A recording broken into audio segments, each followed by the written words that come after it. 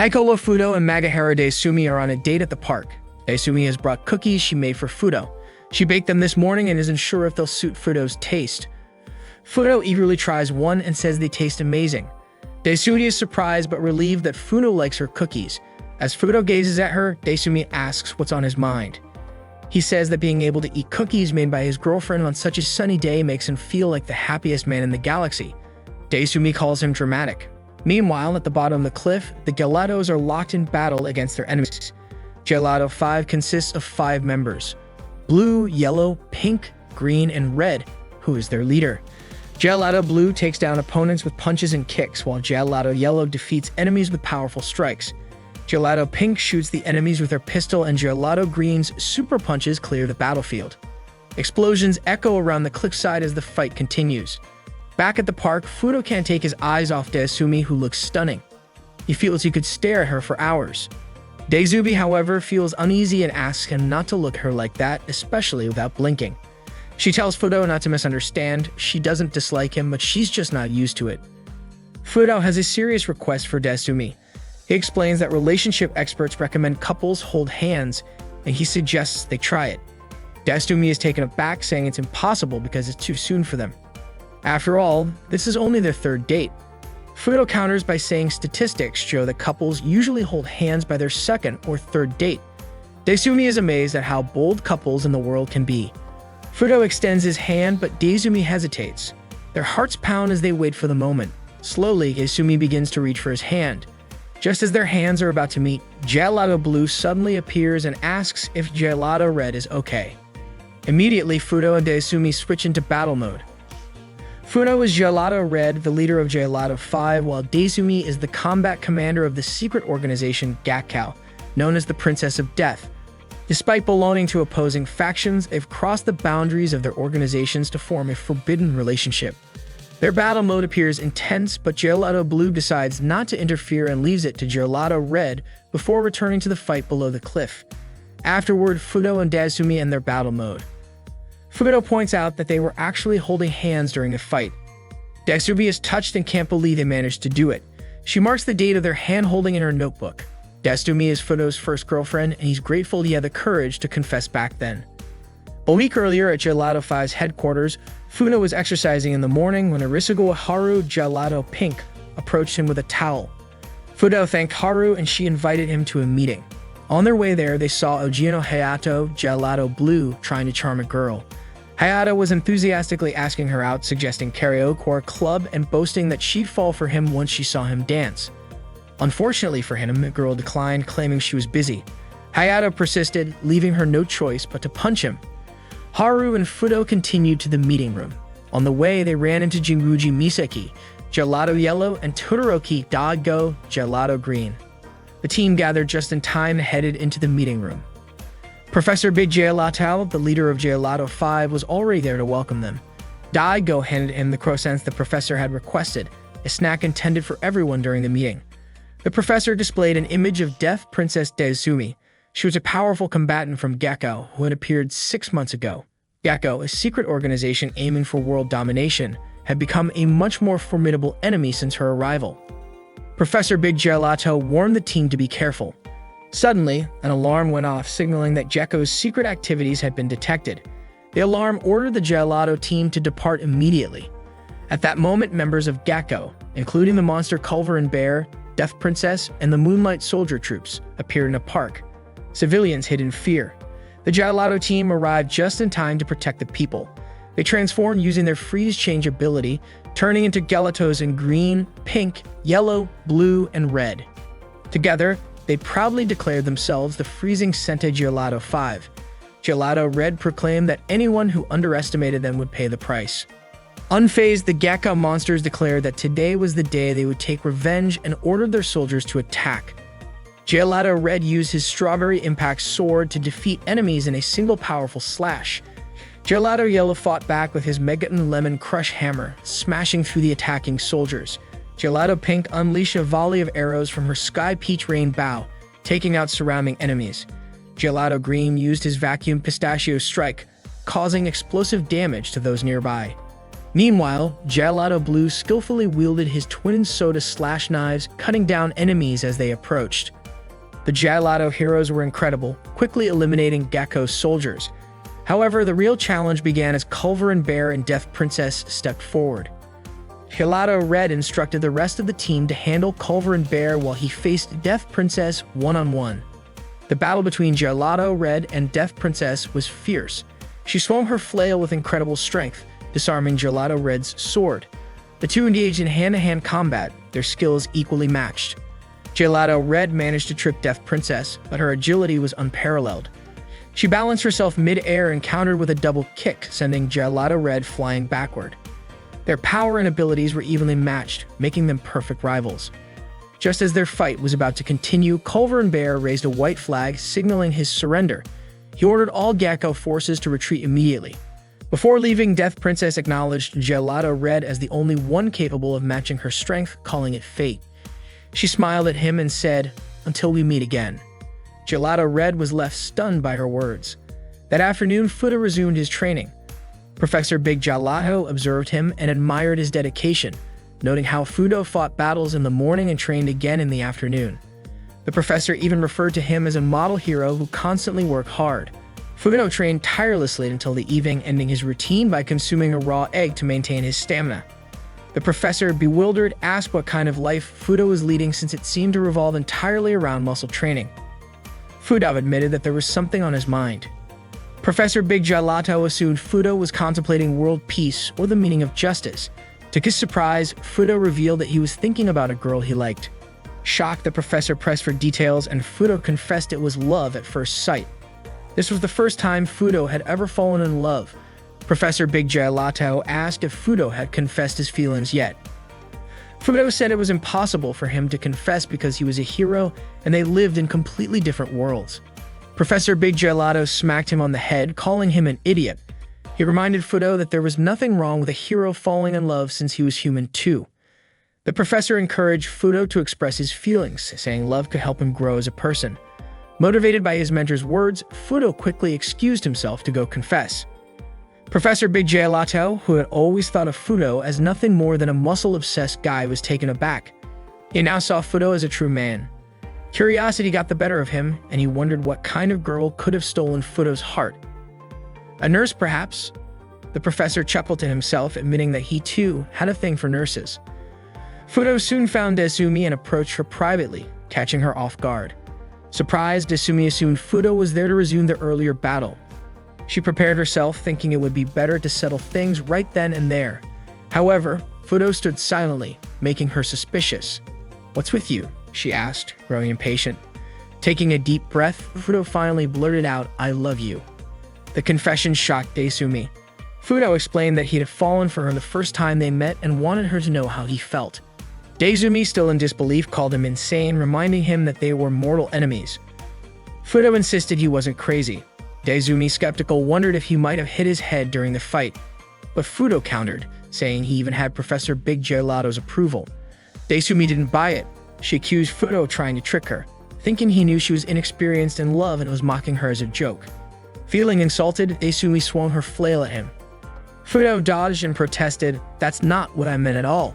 Still enraged, Desumi called him a cunning demon and kept attacking, but Fudo refused to fight back, dodging her strikes instead. Desumi then claimed that no one could like her because her friends spread rumors that she ate raw bear meat. Fudo dismissed the rumor, pointing out that Desumi actually liked pancakes and pasta. Startled, Desumi demanded to know how he knew that, but she kept attacking him. She brought up another rumor, saying her friends claimed she drank wild boar blood, but Fudo shouted that it was untrue. Desumi preferred green smoothies. As she launched another barrage of attacks, Desumi exclaimed that her friends also gossiped about her going out at night to beat up strong men. Fudo corrected her again, saying she spent her nights doing Pilates. Infuriated, Desumi screamed that she was a killing machine from outer space and swung her flail with all her might. Fudo caught the flail mid-swing and calmly said, "No, you're a girl from Hakata." Desumi froze, stunned. "How do you know all this about me?" she asked. Fudo admitted that he had looked up all of her social media. He revealed that the account name Protemen that often commented on her posts was actually him. Fudo smiled and said, "You're not a killing machine." You take care of your nails, you love pretty accessories, and you change your perfume depending on your mood. Isn't that who you really are?" Hearing this, Desumi couldn't help but feel flustered.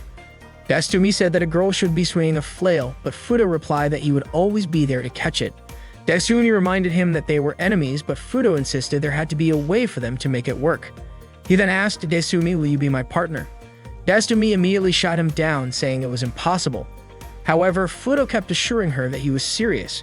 Hearing his sincerity, Desumi's resolve began to soften, and she eventually accepted Fudo's love. Fudo was stunned that she had agreed. Desumi admitted that she had no idea what dating was supposed to be like. Fudo confessed he didn't know either because Desumi was his first love. By their third date, things were going smoothly. Desumi talked about her cat, surprising Fudo, who hadn't known she had a pet. She teased him, saying it was ridiculous that he didn't know about her cat. Fudo apologized, admitting there was still so much he didn't know about her. To make it up to him, Desumi took out her phone and showed him a picture of her cat. The cat's name was Halko, and she proudly said, "Isn't she just the cutest?" Fudo, however, was startled by the photo, not because of the cat, but because the mirror in the background showed Desumi's reflection clearly taken after she had just showered. Overwhelmed by the sight, Fudo couldn't hide his happiness. Desumi, oblivious to what Fudo was reacting to, assumed he was gushing over how cute Halko was. "You're being over the top," she said. "I'm not exaggerating at all," Fudo replied with a smile. "Just being here with you makes me happy." Blushing, Desumi shyly admitted that she felt the same. Still, Desumi reminded him that no one could know about their relationship. If anyone found out, they wouldn't be able to stay together, and it might even become national news. Fudo understood and promised to keep it a secret, even though he wasn't very skilled at hiding things. Desumi expressed her hope that someday they might live in a world where they could openly date. Fudo looked at her earnestly and said, "Desumi, I love you so much." Suddenly, Misaki, the yellow gelato, appeared at the top of the cliff and called out to Fudo, asking if he was done yet. In an instant, both Fudo and Desumi switched back to battle mode. Desumi launched a relentless attack on Fudo, hitting him with her Death Rumba technique, which sent him flying. Realizing she might have gone too far, Desumi hesitated. Misaki quickly rushed to Fudo's side to check on him. Fudo, lying on the ground, grinned and called Desumi incredible. He promised he would get her back next time and suggested they meet again soon. Desumi, smiling, accepted his challenge and said she'd be ready anytime, even the day after tomorrow. As Desumi left, Misaki asked Fudo if he was okay. He reassured her with a determined smile, saying he was just fine. And so began the forbidden love story between a defender of justice and a warrior from an evil organization. The Gecko forces launched another attack on Gelato 5. All the Gecko soldiers had been defeated, leaving only Desumi, the Princess of Death, for them to face. Daigo, the green gelato, attempted to strike her, but Desumi effortlessly sent him sprawling to the ground. Finally, Fudo, the red gelato, stepped forward to confront her. They lock eyes for a moment before beginning their battle. Desumi launched her attack, but Fudo kept evading her strikes. She landed a punch square on Fudo's chest with a sly smile. Suddenly, Fudo hurled Desumi into the air. She quickly swung her flail toward him, but Fudo easily deflected it. Desumi admitted that Fudo was much stronger than the rumors had suggested. Fudo, in turn, found himself captivated by Desumi's face. One morning, Hero TV aired an intense battle between Gelato 5 and Gecko. The action was extreme as the heroes of Gelato 5 fought for world peace. At the center of the coverage, the red gelato was facing off against the Princess of Death, a clash between formidable warriors. Viewers at home cheered for Gelato 5. During their fight, Fudo discreetly signaled to Desumi the moves he was about to make. A feint with a left hook followed by a low right kick, and he asked her to be careful. Desumi responded with her own signal, indicating she would block the kick and counter with a high kick. She even told Fudo to duck at the right moment. With their plans set, they began their choreographed battle. Desumi smiled, complimenting Fudo on his skill. Fudo suggested they move to a different location. Hero TV followed their movements closely, speculating that they were preparing for an epic one-on-one showdown. The two moved behind a shipping container, glancing around to ensure no one was watching. It turned out that Fudo, the leader of Gelato 5, and Desumi, the leader of Gecko's combat forces, were secretly dating. They stopped fighting and began chatting. Fudo remarked that they were sitting farther apart than usual. Desumi replied that this wasn't unusual for her. Fudo moved closer, insisting that they usually sat much closer together. Desumi, flustered, asked him to stop approaching her. She explained that she had been moving around a lot that day and was worried she might smell sweaty. Ignoring her protests, Fudo moved closer and assured her that no matter how she smelled, he wouldn't back away. Desumi turned her back to him, feeling self-conscious. She was too nervous to meet his gaze, but occasionally stole glances at him. Fudo confessed he had never met a girl as enchanting as Desumi. Fudo then took out his phone and started taking pictures of her. Annoyed, Desumi asked what he was doing. Fudo admitted that he found her beautiful even when she was angry and kept snapping photos. Initially, Desumi tolerated it, but she soon lost her patience. She punched Fudo, demanding he stop. She suggested taking a photo together instead and grabbed her phone. They positioned themselves for a selfie, but their faces weren't fully in the frame. Desumi urged Fudo and moved closer. As they got closer, their hearts raced. This was undeniably the closest they had ever been during a meeting. Fudo marveled at the scary magic of the camera. The gentle breeze tousled Desumi's hair, and Fudo found himself mesmerized by her fragrance. Desumi told Fudo, who had his eyes closed, to open them. They took a selfie together, but suddenly Misaki, the yellow gelato, called out to Fudo. Before Fudo could even pretend to resume their fight, Misaki was already standing in front of him. Misaki praised Fudo for defeating Desumi. It was only then that Fudo realized Desumi was pretending to be unconscious. Misaki continued to compliment him for his supposed victory. Fudo tried to persuade Misaki to leave the area, but she reminded him that they had a TV interview scheduled before returning to their base. A news helicopter had already arrived and started filming. A reporter quickly approached Fudo for an interview, broadcasting it live, which thrilled the kids watching at home. The reporter asked if Fudo had indeed defeated the Princess of Death and saved world peace. Fudo simply replied with a yes. The reporter then asked if the Princess of Death was as strong and fearsome as everyone said, and what Fudo's opinion of her was. Fudo answered that the Princess of Death was someone irreplaceable. He confessed that just seeing her made his heart race, that she kept him awake at night, and that he had spent entire days thinking about her. Hearing this, Desumi, who was hiding behind them, blushed deeply, her heart screaming in embarrassment. The reporter noticed a slight movement from Desumi and commented on it, but Fudo dismissed it, saying it was probably just her imagination. Desumi wished she could disappear at that moment, overwhelmed by the situation. The reporter then asked if the Princess of Death was a rival who motivated Fudo to grow stronger, given that he might be in the prime of his youth. She also asked if Fudo had a girlfriend, as many fans were eager to know. Fudo hesitated, wanting to say he did have a girlfriend. Suddenly, Misaki burst into laughter, saying it was impossible for Fudo to have a girlfriend since all he ever thought about from morning to night was training his muscles.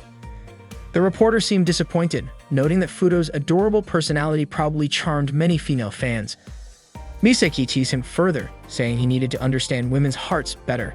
She jokingly announced that Gelato Red was opening a dating app where fans could go on virtual dates with him, and details would be displayed on TV. The reporter even expressed interest in trying out the app herself. After the interview ended, the Hero TV crew left. Fudo went back to Desumi, who was sitting by herself and pouting. Fudo asked if she was upset. Desumi denied being angry but admitted she was annoyed, saying it was obvious Fudo was so popular with many female fans. Fudo assured her she didn't need to worry because he belonged to her and only her. Desumi didn't believe him. Fudo insisted he would do anything for her.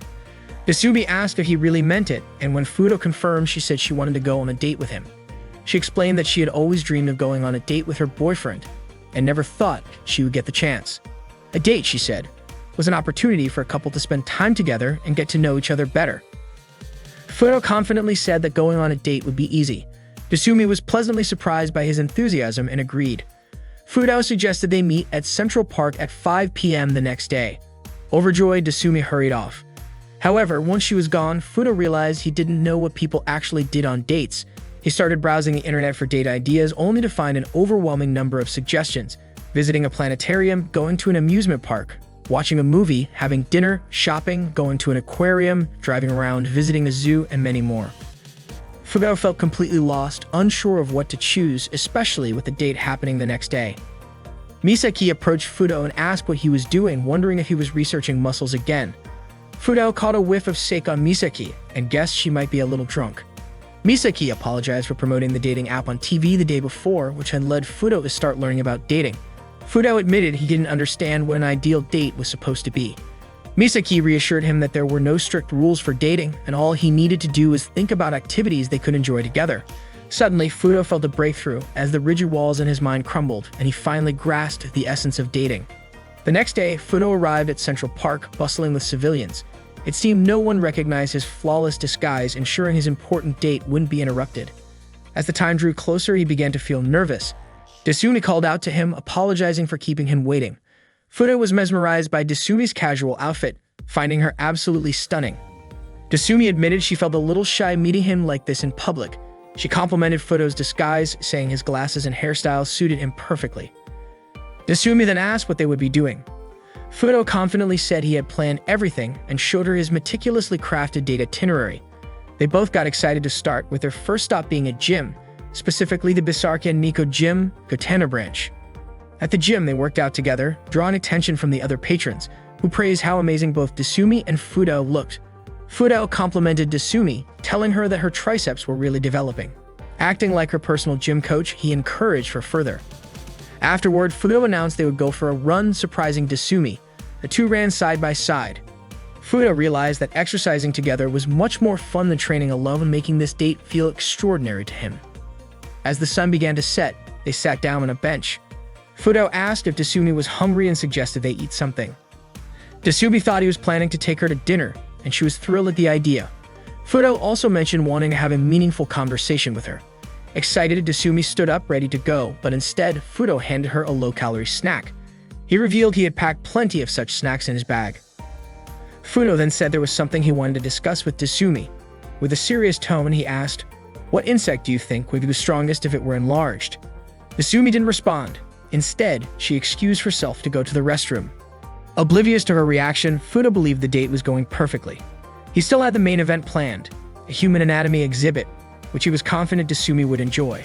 Suddenly, his phone rang. It was Misaki. She told him to forget her advice from the day before, admitting that she had been drunk and now realized there were indeed some rules to dating. Fudo asked her to share those rules with him for reference. Misaki explained that appearance mattered first. She guessed Fudo was probably wearing a tight tank top, which was a no-go. She advised him to dress neatly. Since girls often put effort into their appearance, he should avoid activities that would make them sweaty or dirty. She also recommended reserving a nice restaurant for dinner. Lastly, she emphasized the importance of simple conversation, such as talking about food. Fudo suddenly remembered the ridiculous insect question he had asked Desumi earlier and was struck by regret. After Misaki hung up, he blamed himself for ruining the date. Realizing this wasn't a proper date at all, he concluded it was no wonder Desumi had returned from the restroom. Feeling guilty, Fudo decided to go find her and apologize, vowing to plan a date that Desumi would genuinely enjoy. Fudo searched for Desumi everywhere, even checking behind bushes. Desperate, he begged silently for her to give him one more chance. Tears began to well up in his eyes when, out of nowhere, Desumi appeared in front of him. She looked at him curiously and asked, "What are you doing?" Fudo was taken aback and exclaimed, surprised to see Desumi had returned. Desumi explained that she had just come back from the store where she had gone to buy drinks. The shop was packed with people, so it took her some time. Eating those low-calorie snacks had made her mouth dry, so she bought drinks for both of them.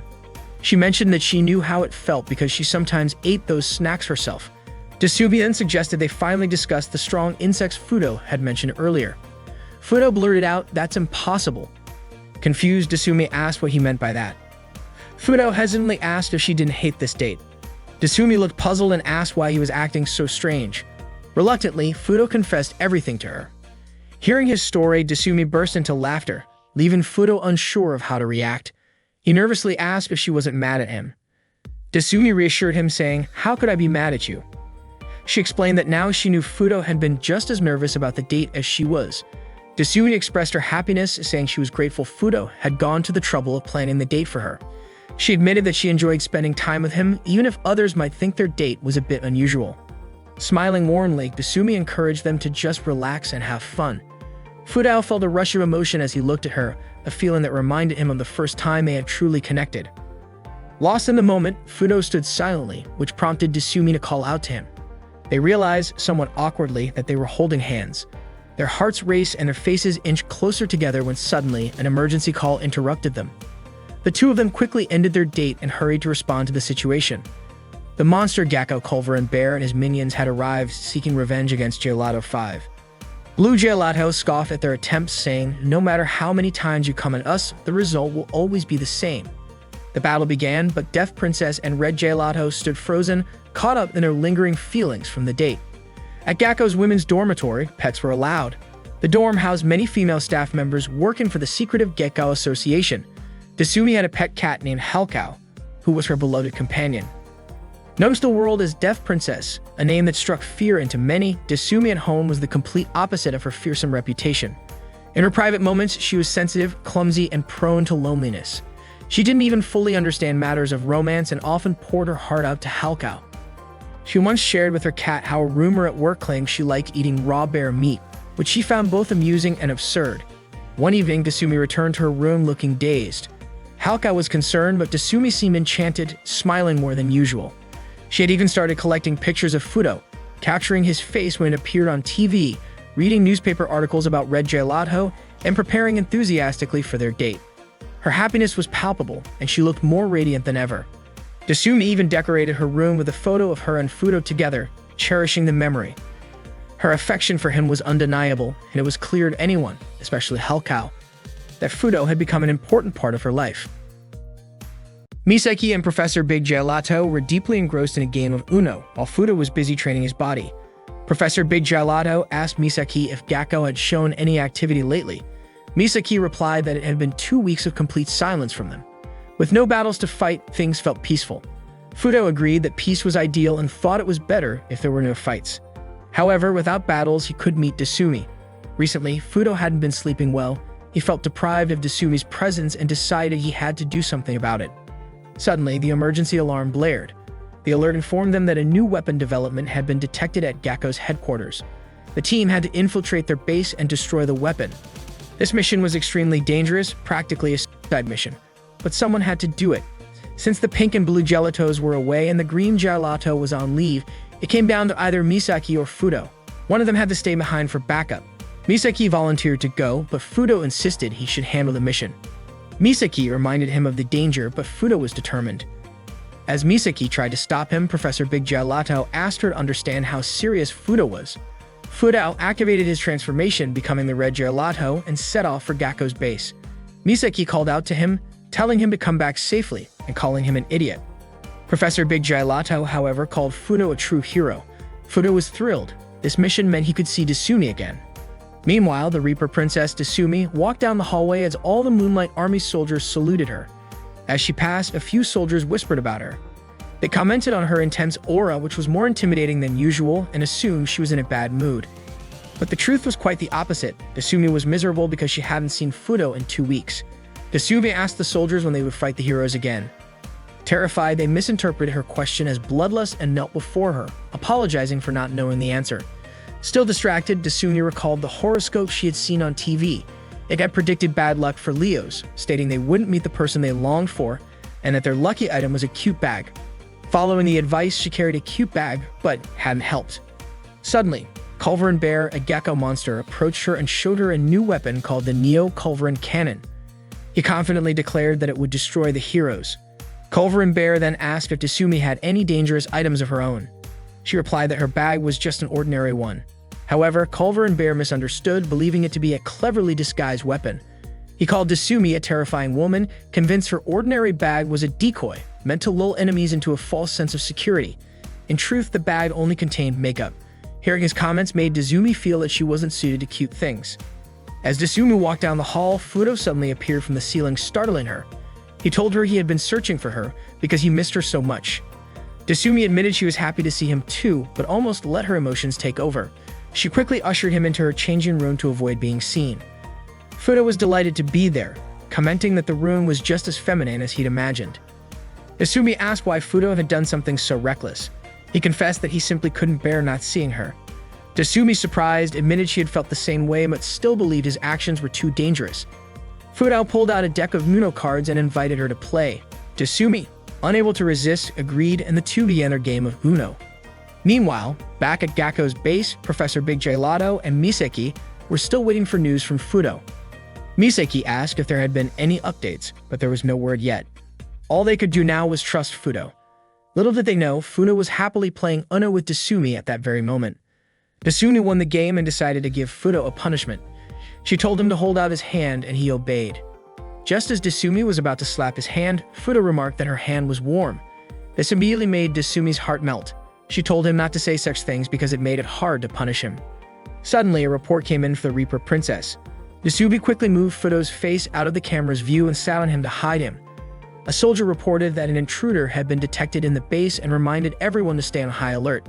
Desumi assured him she understood and that they would remain cautious. The soldier mentioned that he thought he had seen the shadow of a man earlier, but Desumi brushed it off, saying he must have been mistaken.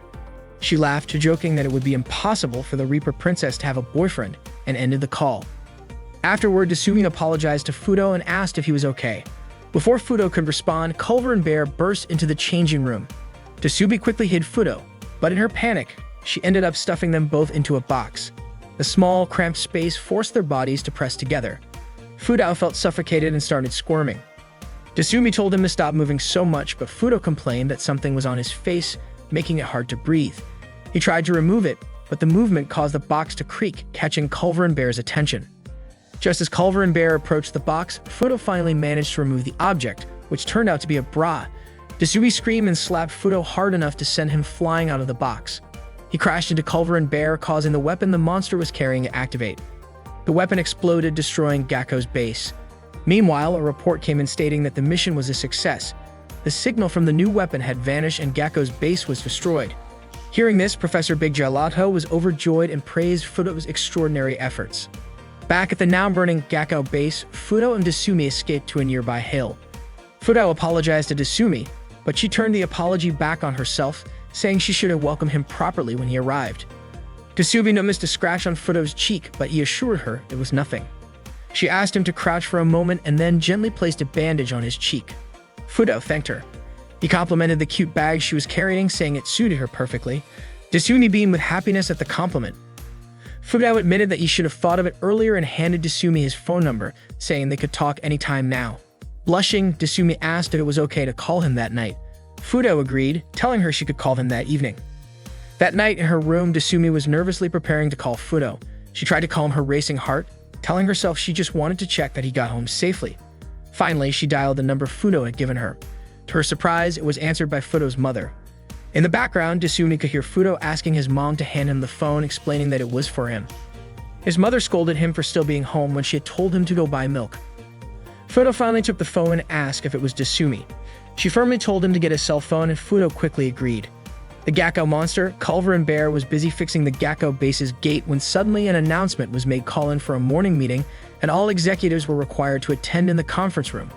Culver and Bear hit the gate so hard that the Gakko emblem on the door was knocked down. Gakko's supreme leader, Bosslar, led their regular meeting. He said that thanks to the hard work of everyone, Gakko had accumulated a lot of negative energy. Bosslar also mentioned that the birth of a new monster, Ultimate Phantom, was drawing near. The secret Gakko Association, led by Bosslar, used human negative emotions as a source of power to create the Ultimate Phantom, a monster designed to dominate the world. In order to collect the remaining negative energy they needed, Bosslar asked everyone to propose their next 3 targets.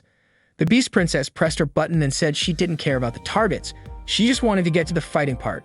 However, Bosslar reminded her that this meeting was for determining the targets. Next, it was Kuroyuri Kyoko, the Steel Princess's turn to speak. She wanted some time to think it over. Bosslar, annoyed, told her that if she needed time to think, she shouldn't have pressed the button. Then the Hot Princess pressed her button, but unfortunately, she couldn't speak. Bosslar was getting frustrated, so he asked them for a more practical suggestion. Desumi, the Death Princess, pressed her button and suggested that their next target should be the view of the city at night. Bosslar dismissed it, saying it was too abstract. Desumi pressed her button again and suggested an aquarium, but Bosslar refused because it would be difficult to fight indoors. Desumi didn't give up and pressed her button once more, proposing an amusement park. Bosslar grew even more annoyed, asking if Desumi was suggesting a date spot. Culver and Bear, the Gakko monster, chimed in, saying that amusement parks were filled with helpless people. Kyoko agreed, saying it would be a great place to rampage freely. The Beast Princess praised Desumi's sleigh idea. Finally, Bosslar agreed that their next target would be the amusement park, and Desumi was pleased with the outcome. Meanwhile, Fudo was reading a book on tips for using his new phone. Just then, his phone rang and he was clearly not used to the sound. He checked the message and saw that Desumi had sent him information about Gakko's next target, the amusement park they planned to visit, Yomiuraland. The two met at an old factory where Desumi jokingly wished that they could meet at a date spot for once. They began discussing different places for a date. Fudo suggested an aquarium, while Desumi was interested in the city's night view. The amusement park was also on the table, and Fudo jokingly called it a dream within a dream. The dream they had talked about earlier was finally coming true. Desumi sent a message telling him that the attack on the amusement park would take place this coming Sunday, which was only 3 days away. She also mentioned that she couldn't wait to meet him. Fudo laughed, teasing Desumi for leaking confidential information about her evil association. Fudo needed to respond, but he was still figuring out how to use his phone. Professor Big Gelato couldn't help but laugh at Fudo, who still didn't understand how to use it. Misaki asked what exactly Fudo was doing, and Big Gelato explained that Fudo had only started using his phone the day before. Misaki was shocked. She hadn't expected Fudo, the muscle man, to have a phone. As Fudo spoke into his phone saying that he would go to the amusement park on Sunday, Misaki began to suspect that something was up with him. She became curious and decided that she would investigate further later. On Sunday, Misaki and Haru disguised themselves and went to the amusement park. Misaki was eager to uncover Fudo's secret. Haru asked Misaki not to follow Fudo around because Fudo wasn't someone who would keep secrets. Misaki replied that even though Haru said that, she ended up coming along anyway. Haru tagged along because she didn't want Misaki to act rudely. Suddenly, they saw Fudo surrounded by kids asking to take photos with him. It turned out he was patrolling as usual. Haru praised Fudo for always thinking about world peace. Gekko Monster, Culver and Bear saw them and was puzzled. He wondered why a hero was there, someone wearing pink and yellow at the same time. He became suspicious, wondering if they had figured out Gekko's movements. Left with no choice, Culver and Bear decided to retreat and regroup, but Desumi said that since they had been spotted, it was time to fight. Desumi ran toward Fudo. When Fudo saw Desumi approaching, she apologized for being late. She almost called him by his name, but quickly corrected herself, calling him Red instead. Fudo activated his freeze change and transformed into Red Gelato. This caused the kids to panic. He immediately instructed everyone to take cover. The Gekko troops moved closer, and Culver and Bear praised Fudo for figuring out their plan. Misaki was surprised to learn that Fudo had come there knowing the enemy's plans. Haru said, just like she had told Misaki before, Fudo wouldn't keep things secret, and Misaki began to believe her. Misaki and Haru also activated Freeze Change, turning into yellow and pink gelatos. Just as Red Gelato was about to face Desumi, Misaki and Haru approached, saying they would help him. Fudo told them not to come closer, but Misaki and Haru attacked the Moonlight soldiers who were surrounding them. Misaki now believed Haru's words that Fudo was still the same as always. The Fudo Haru knew was honest, innocent, and always serious about everything. And that was why he was their leader. Fudo got ready to attack Desumi, but then they started talking about where to go for a date. Misaki and Haru continued to fight off the incoming enemies. Meanwhile, Fudo was enjoying the amusement park with Desumi. They rode the roller coaster, swings, spinning rides, carousel, and Ferris wheel. Desumi was shocked to see that Fudo got dizzy from riding the Ferris wheel. Fudo, too, was surprised by how dizzy he got, realizing that he was weak for getting sick, just from the Ferris wheel. Desumi moved to sit next to Fudo. They both realized they now knew each other's hidden sides, and it was a good thing for their relationship. They held hands again. Desumi asked if Fudo was feeling better now. Fudo felt strange. Although he felt uncomfortable riding the Ferris wheel earlier, now he didn't want to touch the ground again. From the top, they could see that the battle had already ended, so Fudo and Desumi decided to head back. Desumi said that it seemed like they had gone a bit overboard today, and Fudo admitted that the amusement park was scary. Meanwhile, Misaki had done a lot of shopping and was happy carrying home so many things. Haru noticed some photos displayed and was surprised to see a photo of Fudo riding a ride. Fudo's mom called Desumi's number, thinking it was Haruta. She told her that Fudo had bought a dinosaur keychain from the amusement park and joked that he was still like a child. Desumi could only sigh as she listened to Fudo's mom. She didn't even know who this Haruta was.